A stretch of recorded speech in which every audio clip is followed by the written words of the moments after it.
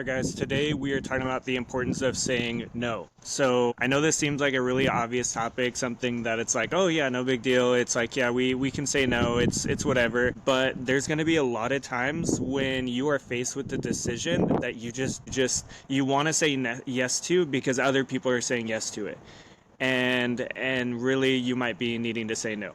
So I want to start this off with just kind of sharing a story with you guys and then really talking about some of those key areas that you guys as athletes need to look at.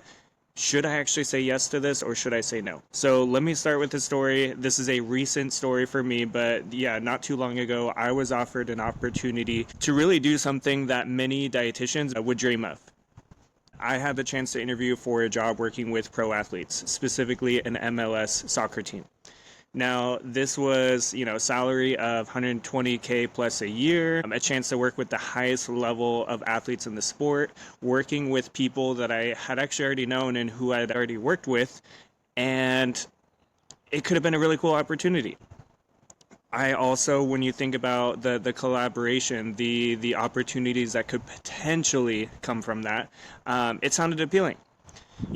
I talked to family about it. Family's like, yeah, you should do this. My sister, all about it. Talked to friends, and they were also all about it. I even had some friends who thought that that was my ultimate goal, that by building this business, my goal was eventually to work with pro athletes. Like, that was the direction I was trying to go.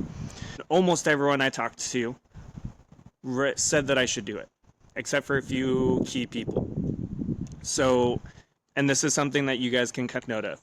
When you guys are facing these decisions, talk to people who don't really know the full situation or who maybe understand it in a different way.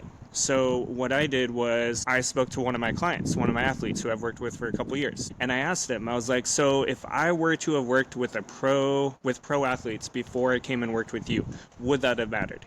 And he said no. He's like, I want somebody who can get me the results I need. So it wasn't about, okay, yeah, I work with them, it's shiny, it's cool, it's whatever, and that's gonna make you look more appealing. Most of the dietitians I see in the space who have worked with pro athletes, it doesn't really freaking matter.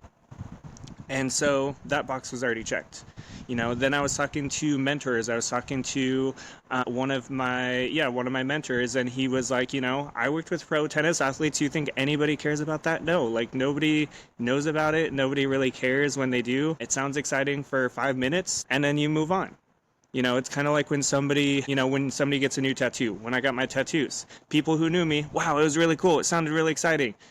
After a while, it wears off. There's other people who see it and they get excited, whatever. But with the people who know you, it's like, And so the thing I want to emphasize, though, with this, I'm kind of going on a ramble.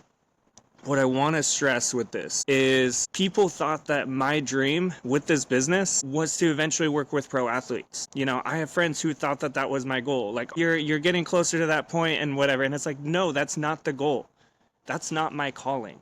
My calling is not to work with pro athletes. My calling is to impact 1 million youth lives, to help you guys maximize your potential, build better habits, and really see your maximum potential, see your maximum, what you are made of, what you are capable of. That is my goal. That is my dream. It's not to work with pro athletes. My goal is to work with student athletes. And so even though this opportunity sounded cool, even though it sounded shiny and impressive, I had to say no. And let's be clear, I actually had a really good chance of getting this job. It wasn't just an interview. It was the fact that I had connections. I had a network there. I had the experience. And this is not to put clout on me or to say like, oh, hey, me, but it's like, no, like I had the experience that many people don't. I was able to work as a dietitian and in the food service industry, so I was able to touch on those. And I had people, a network, who actually were the people who reached out to me. I didn't reach out to them about it. And I still, I had a really good shot at it, and I still said no. It wasn't easy. It was really freaking hard. I wanted to say yes. Every time, we had a conversation about it, it was like, oh man, like it sounds cool. It sounds exciting, but that would only fulfill a short-term feeling.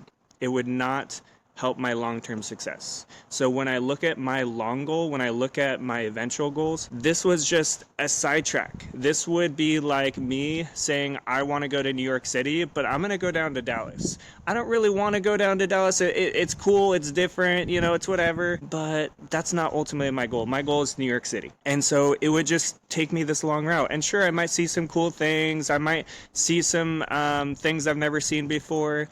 But it comes down to, what is my mission? What is my calling? And this is not part of my calling. That was not part of my calling. So I had to make a shift. I had to say, yeah, no, I'm probably not, I'm not going to do this. I'm going to, deep down, I knew this wasn't the right fit. And that's what the point that I really, really want to emphasize with you guys. In life, you are going to be faced with many, many shiny objects. You are going to have showcases. You're going to have tournaments. You're going to have camps. You're going to have certain games that you're some team, some coach, some tournament organizer, whoever is going to say, hey, you need to go check out this tournament. You need to go and come to this. These teams are going to be here and this is going to happen and whatever. There's going to be all this clout, all this shininess about it. But on paper or on socials, it might look exciting, but in reality, it will do nothing for you. You might have specific colleges or programs that might offer you. You might have an opportunity to play D1, but then you get to that D1 level and you're just sitting on the bench. Many athletes are chasing that D1 title. They want to be like, yeah, I'm a D1 athlete. But then they never actually play at the D1 level when they get there. You look at their stats online and it's just like, yeah, they played like 5 games. Is that really what you want? If you really love your sport, is your love for your sport enough that you're okay with sitting on the bench, or would you actually rather play that sport for the last time, those 4 years? So, this is where we really got to look at, do we actually want this? Do we actually need this? Is this actually going to move us towards our goals? And sometimes it might be true. Sometimes, if you go to a showcase, that actually might help you.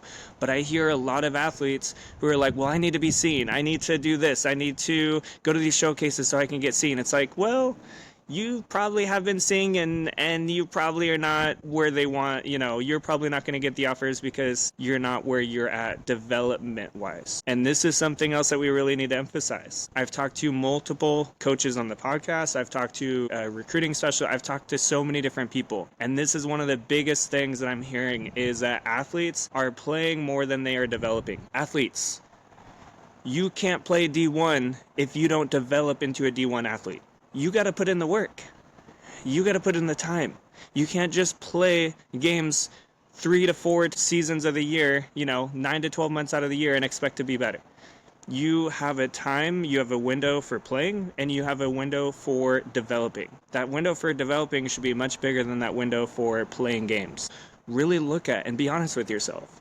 Are you doing more games than you really should? Are you doing more showcases, tournaments, etc. that you really should? Look at yourself. And look at, do I need to say no to some of these things? Do I need to say, hey, as much as I love this team, as much as I, I'm excited, whatever, this is not ultimately what I want to do. This is not going to help me move the needle. I need to go and work on my speed. College coaches have been telling me I need to work on my speed, so I need to go do that. I need to spend a few days a week developing my speed. Maybe I lack the size and the strength. I don't pass the eye test. Then let's work on passing the eye test. There are times to play games and there are times to develop. Be honest with yourself and look at, are you just chasing the shiny objects, the playing time, etc., or are you actually willing to put in the work? Now, it's not easy to say no, again, especially when you have parents, you have coaches, you have teammates, whoever that is telling you to say yes. Everyone might be saying yes when you need to say no. So here's just a few questions for you to really take a step back. I'm sitting on, you guys kind of see I'm chilling on a deck here. Nobody else is out here. Awesome. These are little places that you can have that isolation time. Spend some time in nature, spend some time, away from everybody, away from the distractions, and really be honest with yourself. Will this showcase help me grow? Will this extra tournament help me get recruited? Or is it just something that looks cool? Is it just some distraction? Is it a money grab? Be honest, a lot of these programs and a lot of these tournaments and showcases, etc., are just money grabs. Is this actually going to help me develop into a better athlete?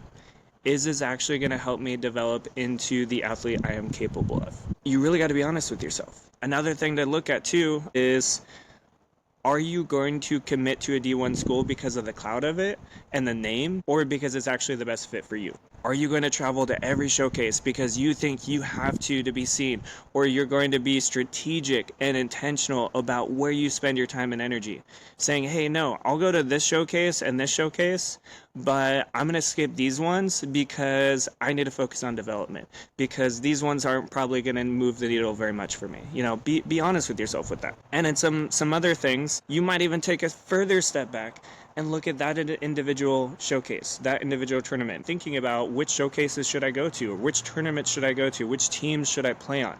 So ask yourself some of these questions. Is this legit? Is this a legit tournament? Is this a legit showcase, etc.? Is this opportunity right for me? So maybe one of your teammates might need to do it. Maybe you do not need to do it. So look at that. Does this opportunity align with my goals? So not my teammates' goals, not my parents' goals, not my coach's goals. Does this align with my goals? And it's not to be selfish. It's to be like, hey, what is going to help you be the best athlete? Is it playing 365 days a year? Or is it developing 80% of the year and playing 20%? Or whatever that looks like. Is this opportunity actually going to help me, or does it just look cool? Is the showcase post all these things, look all cool online, but ultimately it's not going to do anything for me. It just looks cool. Be honest with yourself. And you might have to also look at and be honest. You don't have to tell them this. I mean, parents can, or whoever, if they want to. But is it a money grab? Is the showcase a money grab? Is this tournament a money grab? Is this coach a money grab? Is this whatever, just money grab object that's not really going to help you, is really about somebody's bottom line. You have to decide what's best for you. Not your parents, not your coaches. They can guide you, they can mentor you, because your brain is still developing, so maybe they might have some helpful input on you, but ultimately the decision comes down to you. What is the best for you? Know when to say no. And remember that you may be saying no when everybody else is saying yes. So with my opportunity, with working with pro athletes, pretty much everybody was saying yes to this. Only a very few people were saying no. But think about success. Think about the most successful people in the world. They're a very small percentage of people. They are the people I'd rather listen to than the people who do not have what I want. So sometimes the people who don't have what you want, maybe they didn't get to play in college, maybe they don't have those opportunities, maybe they can input some good stuff on you, because they can say, yeah, don't do that because that's what I did and I got nowhere. Some of those types of things might help. But ultimately, you got to really look at, is this a good decision for me? Or is this just something that other people are wanting me to do?